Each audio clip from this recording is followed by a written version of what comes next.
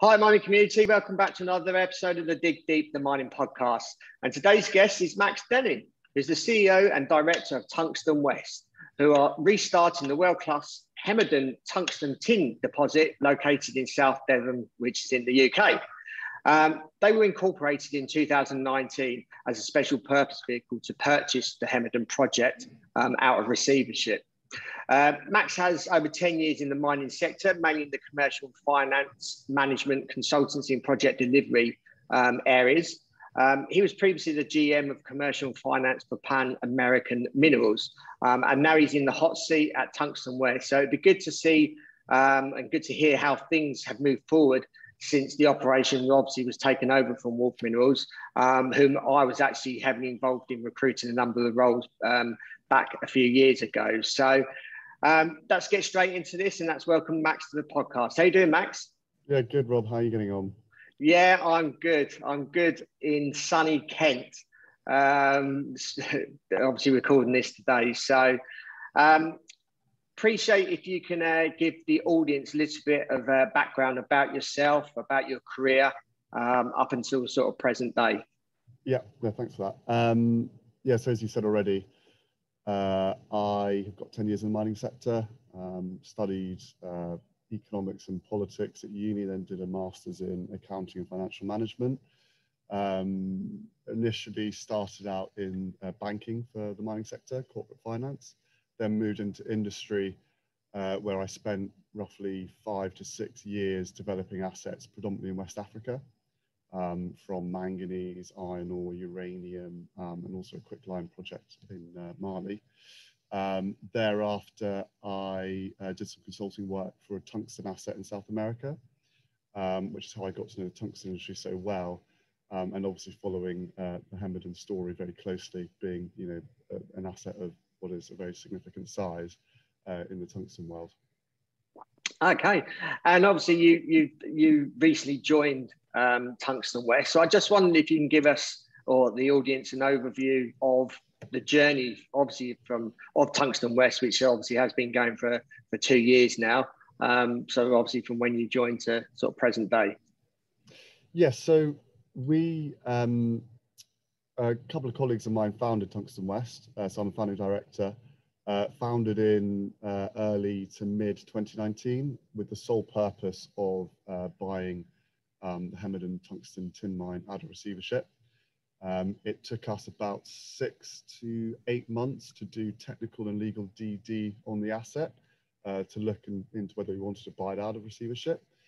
We made that decision back in November 2019, bought the asset, and then progressed with a bunch of metallurgical test work, pilot plant work, going back to first base principles and looking at the mineralogy of the ore body, et cetera, going back into the processing plant, understanding what was fit for purpose and what wasn't, and that culminated essentially in a year-long's work, which was then consolidated into a bankable feasibility study, which was published about March 2021. Okay, so first question, what is the main reason why you bought it? What was, I suppose, the catalyst as to why, obviously doing your due diligence, what made you think, yeah, this is something we really want to buy and obviously move forward with? Yeah, that's a very good question. We had some strong contacts specifically in metallurgy, who have got a strong focus on tungsten and tin metallurgy, which is a very specific sector. And we had a couple of hunches as to how we could economically produce the tungsten tin out of Hemerdon in a slightly different way to what is already there on site, which is purely just a gravity concentrator circuit. And that kind of took 2 forms. The first form was looking into X-ray transmission ore sorting as a method of pre-concentrating the ore before sending it to the gravity concentrator circuit. So we focused a lot on that topic, and the results derived from that were spectacular, which meant, to a certain extent, that we saw a very viable route to successfully rebuilding and restarting the Hemerdon deposit. The second hunch we had, so to speak, was looking at using wet high intensity magnetic separation as a form of concentrator alongside the fine gravity circuit at Hemerdon. I think it's been quite well publicised that the ore body at Hemerdon in the early years under the previous operator had an issue with overgeneration of fines. And fines, if you overgenerate fines in a gravity separation plant, it's that much more difficult to recover your paying minerals, in this case, your tungsten tin minerals. And we looked at magnetic separation as an additional form of recovery alongside the fine gravity circuit at Hemerdon. And you might ask yourself why that is. It's purely because on the basis that the predominant mineral at Hemerdon is not actually wolframite. It's something called ferberite, which is iron tungsten oxide, and therefore it's paramagnetic. And magnets, conversely to fine gravity plants, work extremely well on minerals when they're of very fine grain and size. So we looked at utilizing this technology as well. It's used in iron ore projects. It's also used in mineral sands projects. So it's quite well known.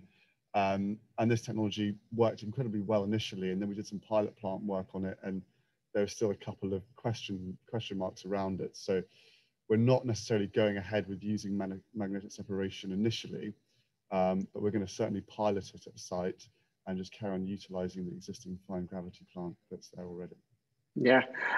So what was some of the main challenges you faced in then taking over an asset that obviously was probably in care and maintenance at that particular time? Yeah, I think, so two key issues, I guess. The first one being that there was a high cost of care and maintenance associated with the site. And so, having to raise a significant amount of money on essentially what was a hunch. It was a hunch as to understanding what techniques we can use to economically recover the minerals at Hemerdon, and paying the care and maintenance costs and raising the money for that was, one of the bigger challenges. I think the second one, though, most notably, is just the reputation that the asset had within the market, given how it sort of spectacularly fell over, and taking quite a bit of time to change the market's view on the deposit, so that it's actually viewed in a very positive way, and that has taken the best part of now 2 years. But I do believe now the market views this ore body and this deposit and everything we're doing at Hemerdon under the Tungsten West banner in a much more positive light. Yes, certainly. It's been reported that you intend to list Tungsten West on the AIM later this year. Many investors will be familiar, obviously, with Hemerdon, as you've obviously just mentioned, from when it was obviously under the previous ownership of Wolf Minerals. What went wrong before, and how will you as the management team be fixing what was obviously done previously? Yeah. So at a high level, there was not enough work done prior to the development of the project as it sits today.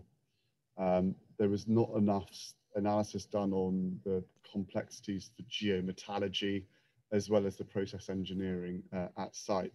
And that basically meant that a processing plant was built that, to a certain extent, had some fundamental issues with it. And those kind of were represented in two different ways. The first one was poor plant availability. Simply the plant just wasn't on that much of the time. And of course, if your plant's not running, you're not producing. And the second issue was to do with recovery. The plant was not able to recover the tungsten and tin minerals to the extent that they were expecting it to. And that was an issue associated with some poor plant design, as well as I previously explained, the geometallurgical complexities associated with what is the upper portion of the ore body, which thankfully has been actually mined out by the previous operator. So that issue of poor plant availability associated then with poor recoveries meant that the operation previously was only producing roughly a third of the amount of tungsten and tin that they were forecasting. And of course, that's the difference between profit and loss for many operations.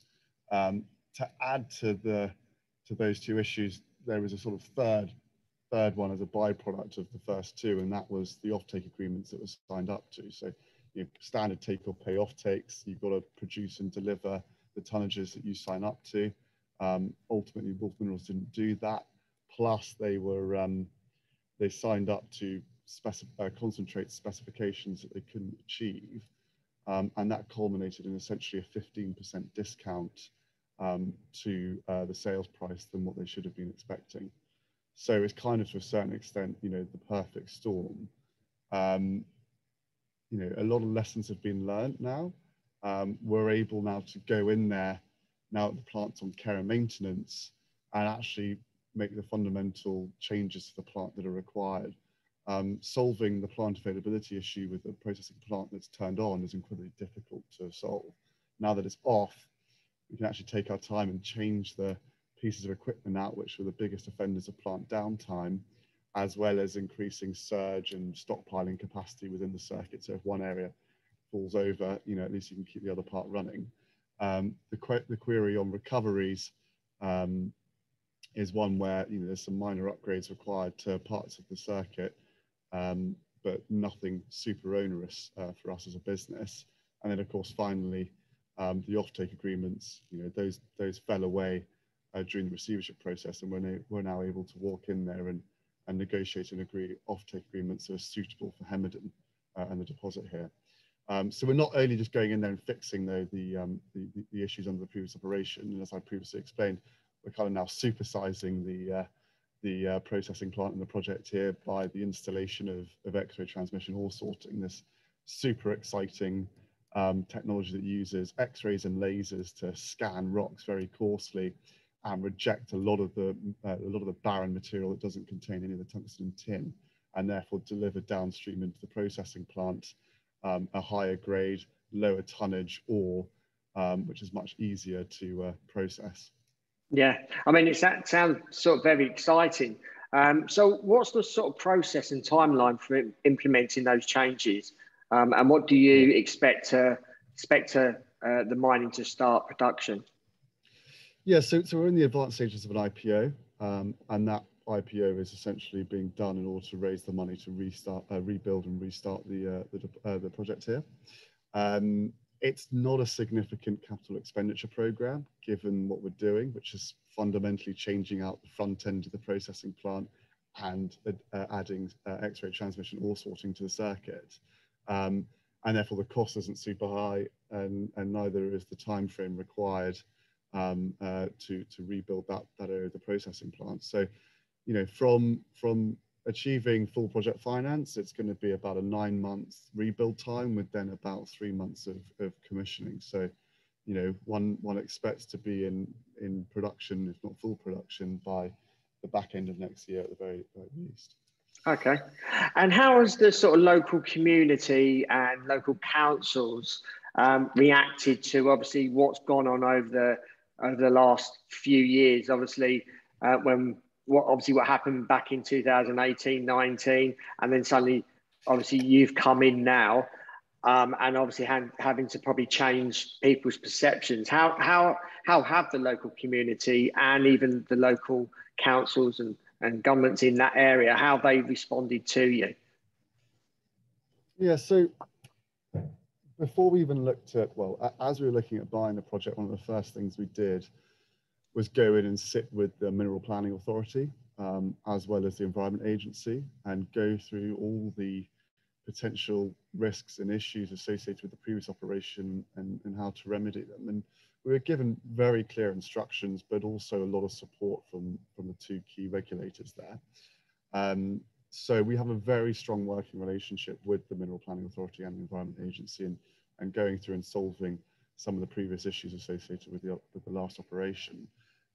With regards to the local community, I have monthly calls directly with key stakeholders as part of the local parish council, and I also try and sit on the monthly parish council meetings. So we do have a strong dialogue with the local community. You're always going to have a few naysayers here and there, and that's to be expected. But we listen to their concerns, and we have mature conversations with the local community to try and solve some of those issues in a workable way. Yeah, I know there was, from memory, there was noise interruptions and noise. That was a bit of an issue with. I'm not sure necessarily whether it's just people that are pretty local, but just in the surrounding areas. Has that been resolved at all? Yes, so that issue was with regards to low frequency noise. Low frequency noise essentially was emitted from some of the screens within the processing plant. A phenomenon that is quite rare in the mining industry. Obviously screening material is something that happens in at most mine sites.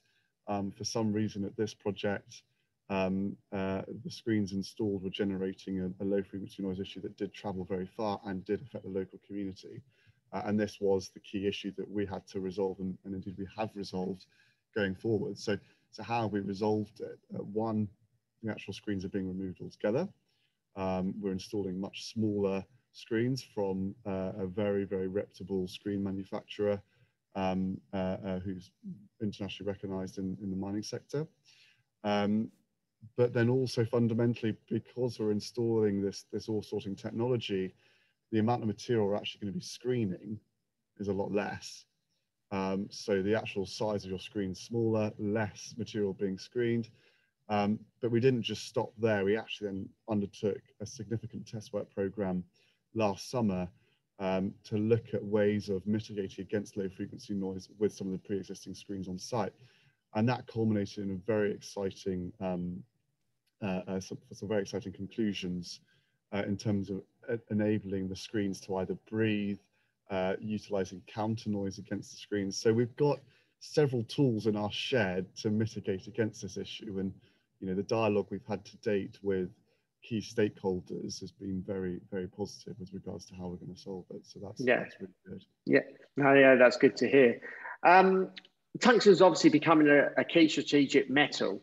How important is the commodity, and where would you see it in the actual supply chain? And have you seen a lot of support from the UK government for the project? As I know they're looking to invest in obviously the Cornwall and Devon area, especially obviously in various commodities. So I wondered how what their approach is to you guys. Yeah, so I'll answer the question on tungsten and then obviously government support, the second one.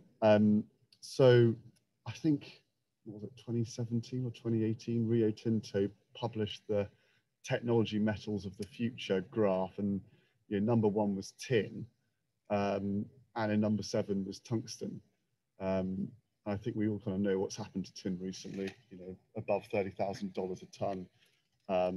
Supply tightening with demand increasing month by month. And tungsten, whilst it's got different applications to tin, it kind of follows that sort of technology metals theme.